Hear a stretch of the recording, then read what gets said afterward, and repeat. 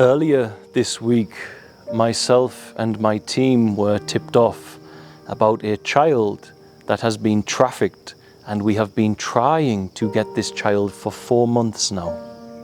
4 months ago was my first encounter.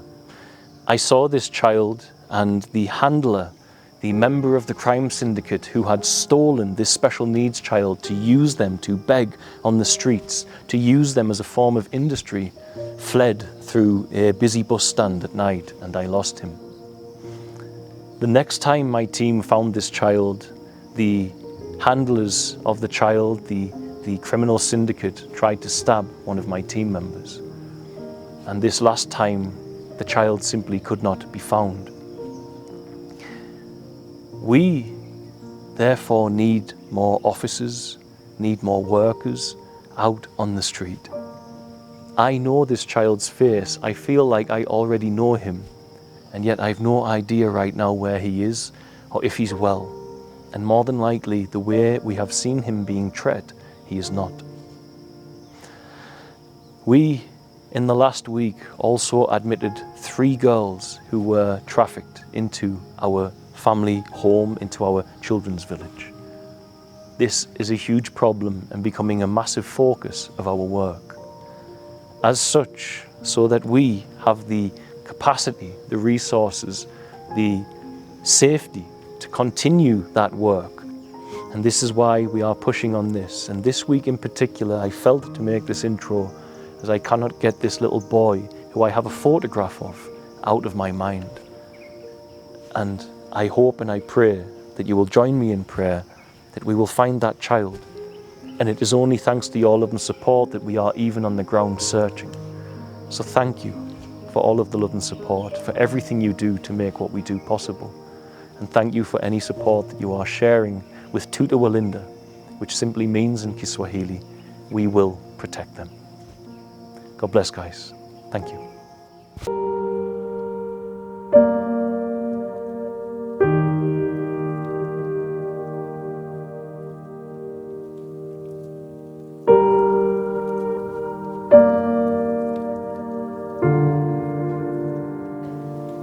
The supernatural is a term that defines the events that occur outside of a commonly accepted standard state of human consciousness.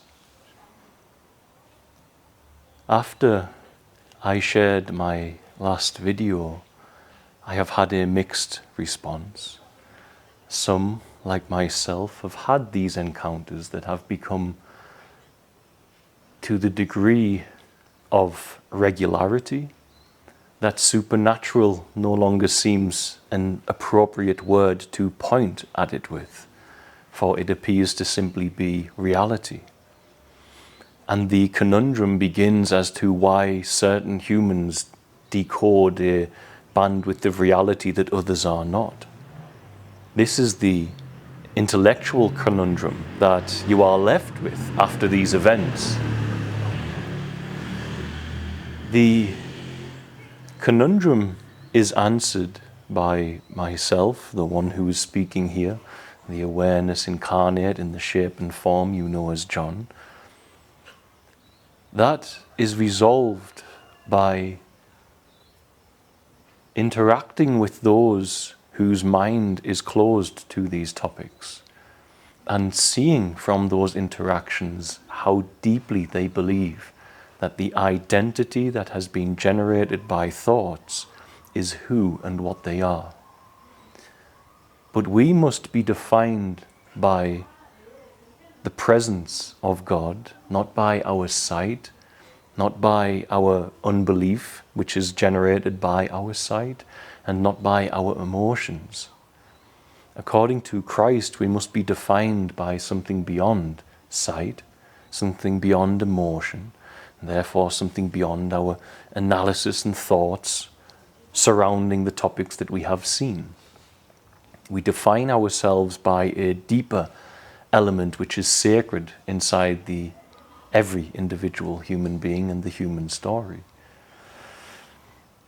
Those humans I've met who have an inability as yet to take on the information are also in a state of consciousness from which the one speaking has lived, and so full understanding is present.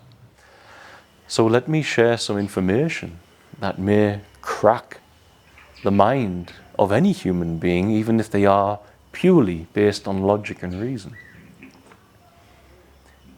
In our world stage, we are being presented not with the image that we can live from the awareness, which is permanent and stable throughout all of our life. As a baby, awareness was present in the organism speaking.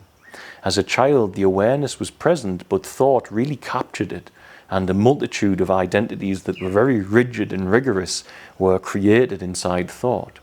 One of being a consumer, one of being a certain image of self based on friendships and relationship, one based on nationality, one based on belief systems of religion. All of these have shifted and changed, and the spiritual rebirth doesn't necessarily record an instantaneous moment in the progression and development and the tumbling of consciousness in this reality. It is often a state that is progressive for the awareness within. It's progressively not passing through time, but unwinding the image of self which is based in time, in the eternal now where the living God dwells. Profoundly important topic, that you have never known time outside of thought. The only evidence of time you have is memory, and memory is recalled now alone, and therefore time as a concept, the eternal now, is the only truth a human will ever have and function within. If I build you a time machine and you go forward in time, when you exit the machine, it will still be now. It's still now in the living God with you. And the living God isn't subject to time. And so when you relate to the living God, time is erroneous. It's irrelevant. So allow me to share some information that may be profoundly interesting for some, and for others will help, I hope, to peel a layer away from the rigid state of believing in the image of self based in thought and what it has seen and what it feels, and allow it to enter a connection to the sacred where something greater seems to be revealed and experienced by the human. ETs. The US and Israel are constantly under scrutiny by those who have suspicions about the state of the world stage. The Israeli space chief for 30 years, a general of the Israeli army, a decorated general who won several prestigious awards throughout his 30-year career. At the age of 88 or 87, I believe, he will now be in his 90s if he's still alive, went public and said, I cannot go to my grave as the chief of the space security program for Israel and as a decorated general of the Israeli army. I will not go to my grave with the information I have. And the information I have is that Israel and the US definitely, through the experiences I have had in reality, have an open relationship and allegiance with extraterrestrial forces. This is not a man who has anything to gain at the age of 87, 88, except a clean conscience. This is the perception of the one speaking. He comes forward after 30 years of being a public figure, a household name, a decorated general, a successful man for the nation of Israel, and chief of their space program. And he has come forth and he has said that we, humanity, our leaders, some of which, our proposed leaders, as alleged leaders, have an open relationship with ETs. And he even stated that during his time that he was aware that Trump was aware of these beings. He was aware that they had places that they were inhabiting in among humanity and nearby, and that he wished to share with humanity this reality and was convinced by the beings not to. This is the story of the Israeli space chief. This is not made up. This is what a man said before his life ended, in his deep winter years of life, the back end of his 80s. He felt he must share this with humanity. When you look at a story like that, you must simply ask, what would drive a man to say such a thing over a world leader to hide such a thing? The general of the space program, the chief of the space security program for Israel, said it was deemed by these ETs that humanity is simply not ready. My experience is that the majority of us accept fear as a daily part of our lives, accept the compulsive and meaningless temporary need for control in a world where you will never have any as an acceptable regular part of our lives, that the majority of humanity would indeed react terribly to an ET force arriving, as their religion is still a concept of thought, it's not a state of consciousness. Religion should be leading a human to a space of clear, virgin, pure consciousness. The consciousness that can interact with reality without thought, word, label, analysis, dissection, any covering of pre-existing human structure and intellect, and an original relationship between the being you are, the awareness within, the awareness you are within, and the living God that created it all, having a one-on-one interaction within the human story, without the interference of our ancestry. That is the Christic state of consciousness that Yeshua and the scriptures insist you must have. For you must die and Christ be born. That means you must have the same state of consciousness. Yeshua said, those who believe and follow me will cast out demons, will heal the sick. Therefore, an altered state of consciousness that to the religious people, many, is supernatural. But is not, according to Yeshua. It's a guarantee, according to his teaching. Well, if you look at the state that our world is in, who are the ETs that they, if we believe this space chief of 30 years, who before he passed, if he has in that old age, confessed to the world and cleared his conscience about this relationship between Israel, the US, and these ETs, what level of consciousness do these ETs have to watch what is taking place in the Middle East, to watch our primitive human consciousness bomb and harm one another in the way that we do, or allow for terror attacks and mutilation in the way that we do? As a species, every individual is responsible for the actions of the collective. If an ET race with advanced tech is traveling around the cosmos, and they are openly in a relationship with Trump and Israel, or the US and Israel, we should say, and have convinced the US to keep that undisclosed, and have convinced Israel to keep that undisclosed, if that is true and correct, the level of consciousness of those beings can't be Christic, or they would surely advise those that they speak with that your actions here are not conducive of a beautiful progression for the species, as is evident to anyone who awakens into the Holy Spirit. Judgment, arrogance, division, separation, control, the need for power, the need to see others through the lens of judgment as if we are a perfected masterpiece in a museum, which is what all human egos and every human being wishes to do constantly, is to look down on others, to elevate itself, especially when it feels threatened by whatever may be going on. This state of consciousness, when you touch the voice of the living God, there is nothing in the cosmos would stop you from stepping in and saying, I can't watch this. I can't allow you to harm innocent men, women and children. This is unacceptable, and your species in its primitive nature, I must minister to you.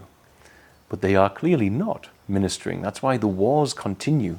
So what is the nature of these ETs? Well, another decorated military man, I believe he was a captain or a general, I could be wrong on either account, of the US, who was in charge of the nuclear program, has clearly and publicly stated that UFOs arrived at the nuclear bases, hovered in disc-shaped crafts, shone this red light over the area, and disabled all of the nuclear missiles.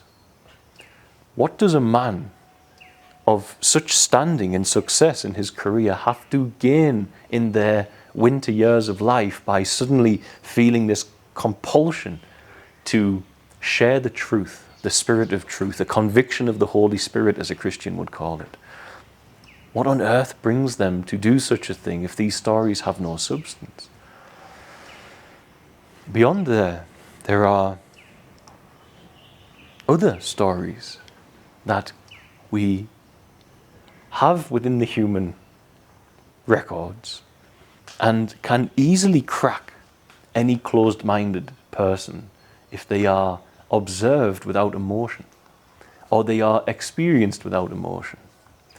Or perhaps we simply are awareness in the presence of the narrative of these stories without emotion. You see, the problem is when you are closed-minded, what is meant by that is you have an image of who and what you are, and when anything shakes that image or goes against what that image has experienced as reality, then that image will respond with emotion. It can be triggered.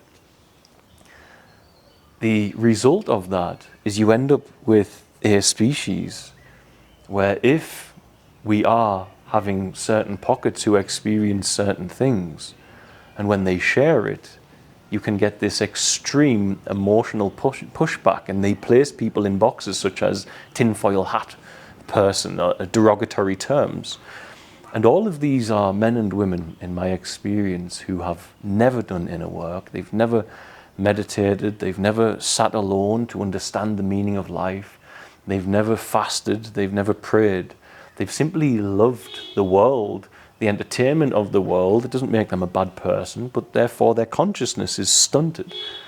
And we have an epidemic of this problem in humanity at present, with men who live their lives persistently behaving in a state of consciousness that is far less mature than the years that they have. Even up until 90, you can meet extremely immature states of consciousness inhabiting the human organisms around us.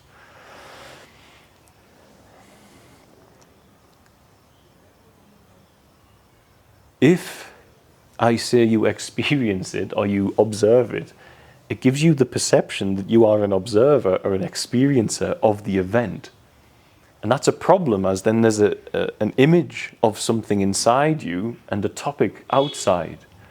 But let me just cut straight in with info and say, aerial school in Zimbabwe, there was an alien craft that landed, and the children drew the beings that exited that craft and communicated with this schoolyard of children using psychic, clearly, communication according to the way the children spoke. They said, by the way this being looked at us, we knew there was a message about pollution and protecting the planet arriving inside human consciousness, arriving with those children. The image they drew is the exact description that I shared of the being that I saw. They are out there. They are here even. These children were of a multitude of backgrounds, and instantaneously, I believe within 7 days, the professor of psychology from Harvard University went to Zimbabwe to interview these children to find out what on earth was going on. When he finished his interviews and he finished talking to all of the children and the employees at the school, he publicly said, there is no way this is a hoax. You can't have children lie in unison in this manner without motive. You can't have them stand by their stories. And some of those children have had their lives ruined and live with this supernatural experience, but have reverted back to the natural state of trusting sight and trusting emotion instead of trusting the sacred, which is a state of faith which is not always necessarily reflected by sight or by emotion. Remember, the heart is deceitful above all things, as Yeshua said. And therefore, many have had their lives ruined as they have chosen to live as this identity. And out of fear of the identity's place in society, fear that it will be judged and mocked. One child who become a woman now even said she hadn't shared it with her husband, out of fear of condemnation, judgment and mockery, that they met an ETs that landed in their school play area, in the school fields, and that a Harvard professor of psychology determined undoubtedly these children are not lying, this is a fact-based event, you can't have humans act in unison in this way when they are that age, you can't do it. They were so afraid of the image of self not being accepted by the collective that they chose fear over the Holy Spirit, which is the Spirit of truth. And that means we must do our level best to represent the truth that we pass through, even when it's difficult, even when it's troubling, even when it may bring in a cloud of people judging you and you feeling shame or doubt or worry about acceptance. We must find a way to know that, as the wonderful talk goes from, I think, Holzer, if I'm not wrong, a saint must walk alone, meaning those who connect with Christ and surrender their life in service to Christ. You must not follow the masses. And it is easy out of fear to say, I won't share this event. I'll keep it so my identity has its location in society. This school clearly had a visitation. Our best minds in psychology have said it. You can watch the children's testimonials, you can see it, and the image of the ET they drew is the same type of ET that I saw myself. So when we share this, somebody who I have known online for a while and love said, you seem off with the fairies on this topic. And I know he meant it in love and said, maybe it'll be bad for the children and the charity. And I said, no, what would be bad would be a leader of a family of hundreds of children to go against the integrity of truth. I must be authentic to what God reveals to the organism speaking, however difficult that may be. And if we were taught that with clarity, that the image of self is going to chop and change and people are fickle and will judge and accept and reject, but awareness you can always make home, as you will be with your father and your mother, the mother and father of all creation, Christ. You can be in that space. You can be in the space of comfort in the presence of God. And this image of self that moves all over the place is going to change. And the opinion of the image of another's self is not so relevant to you if it insists that you do not speak the truth of what your senses have gone through in this reality. Then finally, even in recent years, we have decorated people coming forward in the US who had a huge public hearing, of which you can check out yourself, stating with clarity and with no benefit to themselves except detriment and condemnation that UAPs or UFOs had crashed on Earth with non-biological pilots, and that we have a space program that understands all of this and we are researching it and back engineering the tech and so on. But these are men and women from the military, from the Secret Service, who are out there publicly putting their everything on the line for this truth. To tell you UAPs have crashed and the US government have recovered the non-human, or the non-human biological pilots, as they called them. In other words, ETs flying them, be they a being with a soul, or be they a biological drone. Either way, a non-biological humanoid life form was piloting crafts according to decorated members of the US military complex and Secret Service complex, that in these crash landings they saw these beings.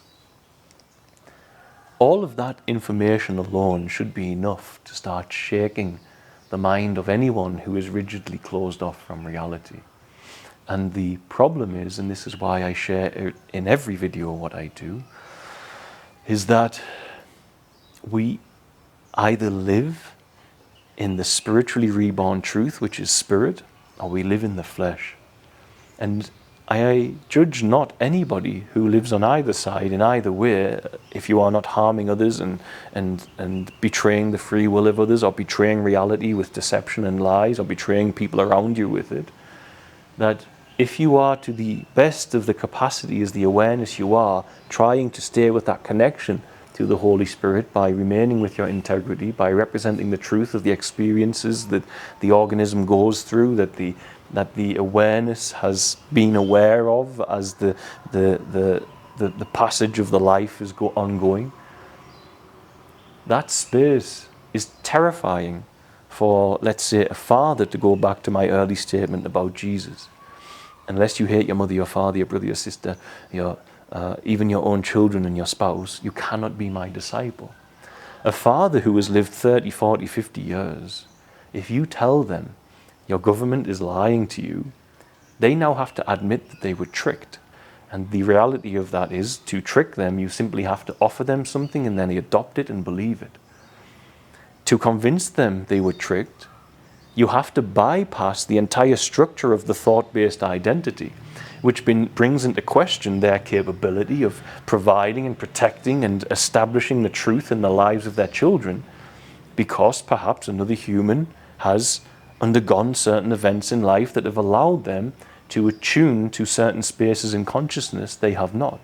Perhaps through noble means, others have been so busy providing in the survival state of this planet that they were unable to ever stand in the space of loving awareness, in the life of this one speaking.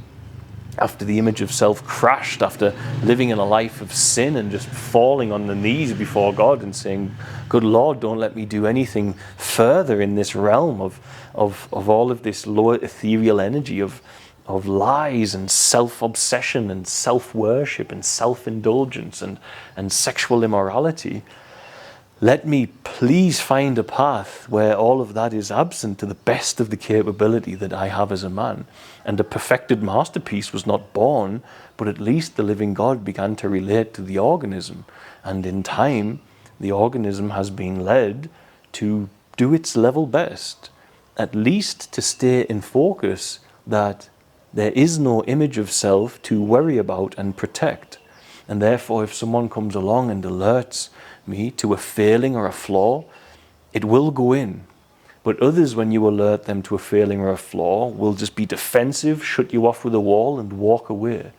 And so the time by which you take to evolve and change is dependent on circumstance. If you're sitting in an ashram, it should be quite easy for you. You're in a safe space, everything's okay.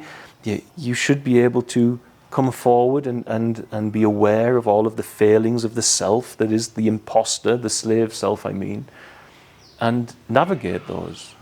If you are in the world fighting on behalf of God, you are going to have a mind building those structures, and it may take a little more time for those structures to be targeted by the Holy Spirit, to be dismantled so that they don't interfere with God's work and God's will.